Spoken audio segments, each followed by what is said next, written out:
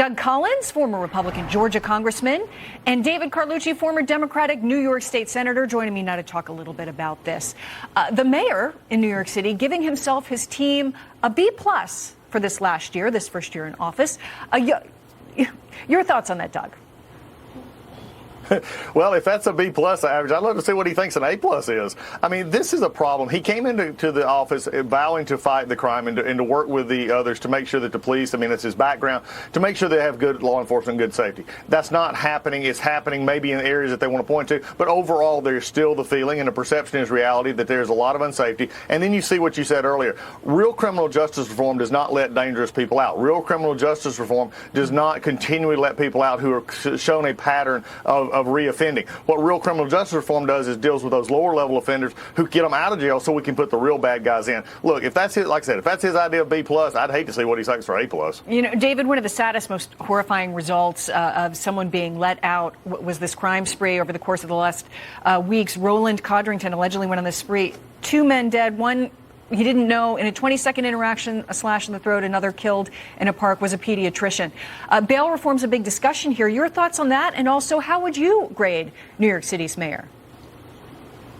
Yeah, these are horrific examples, but we have to remember New York City, close to 9 million people, one of the most densely populated cities in America. And this is just one example. Eric Adams, former police officer in New York City, he made that commitment to fight crime. And a year later, murders are down by over 12%, shootings are down by over 17%, and Mayor Adams has restored some of the more controversial facets of the New York City police. He has the street units team that's back. That was put away by de Blasio. He has that back, and he started a program to involuntarily remove people that are having episodes of a mental health crisis. Somewhat controversial, but he said, look, we've got to do what we've got to do. New York City, there's always wins, there's always losses. It depends where we look. So I think overall, Mayor Adams is doing a good job. Crime is up around the country. There's no question about it. And overall, New York City is still one of the safest big cities in the country and in the on the planet. So overall, I think Mayor Adams has done a good job, and I think he's doubling down to make New Yorkers even safer in 2023. You know, there was this big winter storm that came through, the president taking some flack for being away in a tropical island, but Mayor Adams is firing back at critics who called him out for escaping to the Virgin Islands as his city was also preparing for this major winter storm. Take a listen. Let me share this with you. I have not gotten over the loss of my mother. Christmas time is one of the most difficult times for me. If the mayor of the city of New York is stating during Christmas time he needs a moment to reflect and he's going to take 2 days to do it, how dare anyone question that? And I would do it again.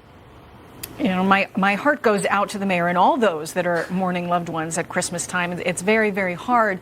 And it's, you know, city leaders get criticized for being in the wrong place or taking vacations. And also, he got slammed for just simply not telling the press where he was.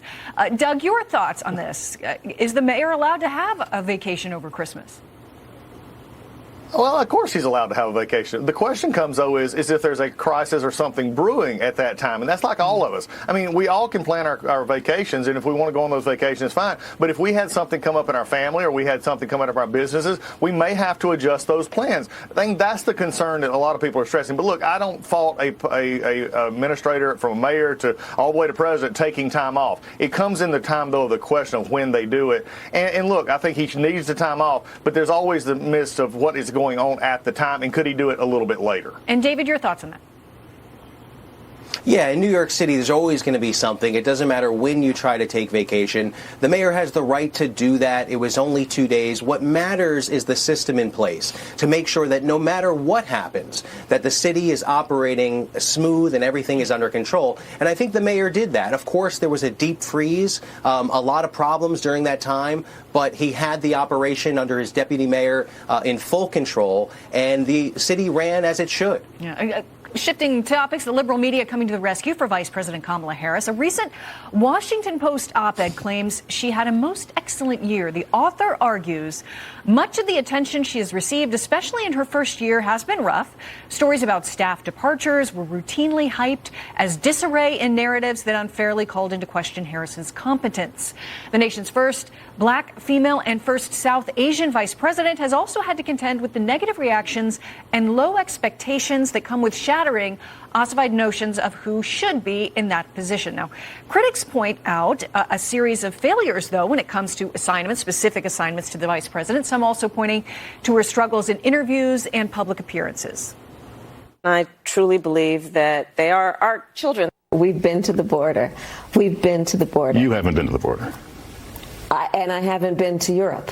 Do you have plans to visit the border? Not today. We invested an additional $12 billion into community banks because we know community banks are in the community and understand the needs and desires of that community as well as the talent and capacity of community.